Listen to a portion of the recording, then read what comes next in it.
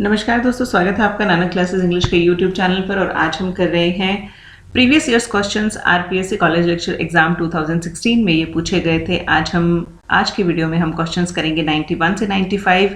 और ये जो पीवाईक्यू सीरीज है ये बहुत ही इंपॉर्टेंट होने वाली है, जो अपकमिंग एग्जाम है आरपीएससी असिस्टेंट प्रोफेसर इंग्लिश का। और इसमें हम ना केवल पीवाईक्यूज को डिस्कस करते हैं बल्कि इनके साथ हम इनकी एक्सप्लेनेशन को भी देखते हैं, जो कि इक्वली बहुत ही इंपॉर्टेंट है। तो आज की वीडियो का पहला क्वेश्चन देखते हैं। 91 नंबर का क्वेश्चन है, Maya Angelou first in the series of 7 autobiographies is. तो देखिए, माया एंजेलो जो है उन्होंने एक सीरीज लिखी थी, 7 ऑटोबायोग्राफीज उनमें इंक्लूडेड थी। उसकी फर्स्ट जो ऑटोबायोग्राफी है वो पूछी गई है इस क्वेश्चन में। ऑप्शंस हमारे पास हैं, I know why the caged bird sings, singing and swinging, getting merry like Christmas, the heart of a woman, all God's children need travelling shoes. So इसमें जो राइट आंसर हो जाएगा वो है option 1, I know why the caged bird sings. Explanation देखते हैं। Maya Angelou was an American memoirist, poet and civil right activist. Angelou's series of 7 autobiographies focus on her childhood and early adult experiences. The first, I Know Why the Caged Bird Sings, 1969. तो देखिए 1969 जो ये year है बहुत ही important है। बहुत से major works जो हैं वो इस साल लिखे गए थे। जो जॉन फाउल्स का फ्रेंच लेफ्टिनेंट वुमेन है वो भी 1969 में पब्लिश हुआ था। मार्गरेट एटवुड जो कि कनेडियन राइटर हैं, उनका एक बहुत ही इंपॉर्टेंट वर्क आया था, द एडिबल वुमेन, वो भी 1969 में पब्लिश हुआ था। और अगाथा क्रिस्टी जिन्होंने क्राइम फिक्शंस लिखे हैं, उनका एक वर्क था हैलोवीन पार्टी, वो भी 1969 में पब्लिश हुआ था। एंड मोर देन दैट, सबसे इम्पॉर्टेंट जो चीज़ है, सैमुअल बैकेट को नोबेल प्राइज जो है वो भी 1969 में मिला था। तो ये जो ईयर है बहुत ही इंपॉर्टेंट है। तो इस हिसाब से आप इनको रिलेट करके याद रखने में आपको बहुत आसानी रहेगी। तो हम पढ़ रहे थे that the first, I know why the caged bird sings, tells of her life up to the age of 17। तो ये फैक्ट भी बहुत इंपॉर्टेंट हो जाता है कि 17 साल तक उनके जो जीवन की कहानी है वो इनकी सीरीज की फर्स्ट जो ऑटोबायोग्राफी है, फर्स्ट इनका जो वर्क था उसमें बताई गई है। And brought her international recognition and acclaim. कुछ और देखते हैं। I Know Why the Caged Bird Sings is a 1969 autobiography describing the young and early years of American writer and poet Maya Angelou. The first in a 7-volume series, it is a coming-of-age story that illustrates how strength of a character and a love of literature can help overcome racism and trauma. The book begins when 3-year-old Maya and her older brother are sent to Stamps, Arkansas, ये एक United states की एक जगह का नाम है, to live with their grandmother, and ends when Maya becomes a mother at the age of 16. और बाकी जो 7 वर्क्स हैं वो भी देख लेते हैं इसी सीरीज के। Maya Angelou uses her autobiography to explore subjects such as identity, rape, racism, and literacy. Later books in the series include जो नंबर 2 की है वो है Gather Together in My Name, that was published in 1974. Next है Singing and Swinging and Getting Merry Like Christmas, it was published in 1976. Heart of a Woman 1981, All God's Children Need Traveling Shoes 1986, A Song Flung Up to Heaven 2002, and Mom and Me and Mom 2013, and she wrote this work at the age of 85.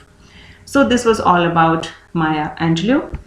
Next question है, the play A Raisin in the Sun is written by. तो देखिए एक play है A Raisin in the Sun, ये किसके द्वारा लिखा गया है ये पूछा गया है। So we have the option Gwendolyn Brooks, Lawrence Hansberry, Dorothy West or Octavia E. Butler. So the right answer of this question is option 2, Lawrence Hansberry.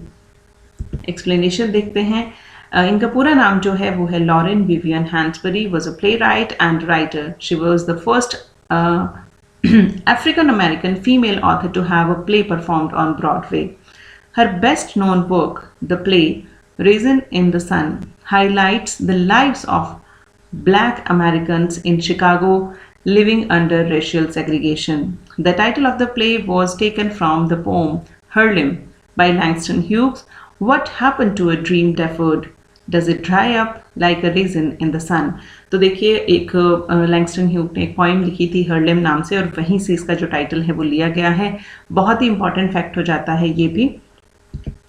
The story tells of a black family's experiences in South Chicago as they attempt to improve their financial circumstances with an insurance payout following the death of the father, and deals with matters of housing, discrimination, racism and assimilation. तो I should suggest you that आपको इसकी summary ज़रूर पढ़नी चाहिए, बहुत ही important work है.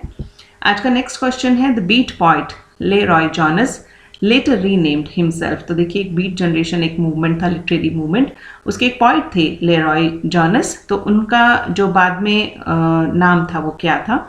Options we have Claude McKay, Alex Haley, Amiri Baraka या Nikki Giovanni. So the right option, right answer is option 3, Amiri Baraka. Let's see the explanation. Amiri Baraka, previously known as Leroy Jones and Imamu Amir Baraka, was an American writer of poetry, drama, fiction, essay, and music criticism.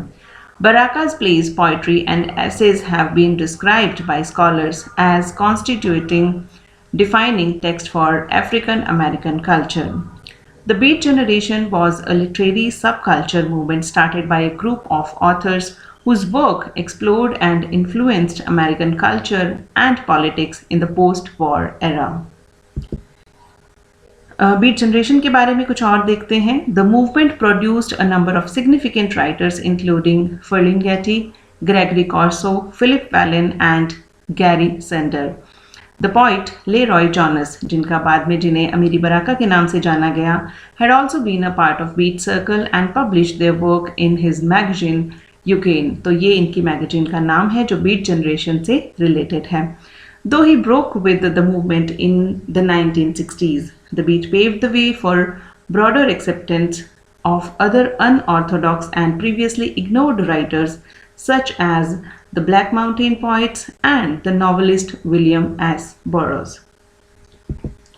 आज के video का next question है the autobiography of Malcolm x is. तो ये देखिए एक autobiography है, Autobiography of Malcolm X. ये क्या है? Options we have the recounting of residual effect of slavery, vision document of Harlem Renaissance, narrative about the Black Arts movement or a spiritual conversion narrative. Right answer हो जाएगा इसका option 4, a spiritual conversion narrative. Let's see the explanation. The Autobiography of Malcolm X is an autobiography written by American minister Malcolm X. तो ये political field से related कोई person थे, Malcolm X, who collaborated with American journalist Alex Haley. तो Alex Haley के साथ मिलकर उन्होंने ये work लिखा था. The autobiography is a spiritual conversion narrative that outlines Malcolm X's philosophy of black pride, black nationalism, and pan-Africanism. After the leader was killed. तो जहाँ तक मुझे याद आ रहा है मैंने इसके बारे में पढ़ा हुआ है और इनका assassination हुआ था. After the leader was killed, Haley wrote the book's epilogue. He described the collaborative process and the events at the end of Malcolm X's life. तो जो एलेक्स हेले हैं उन्होंने एपिलॉग लिखा है इसका और बहुत कुछ नरेटिव जो है वो इन्होंने भी दिया है. Next question.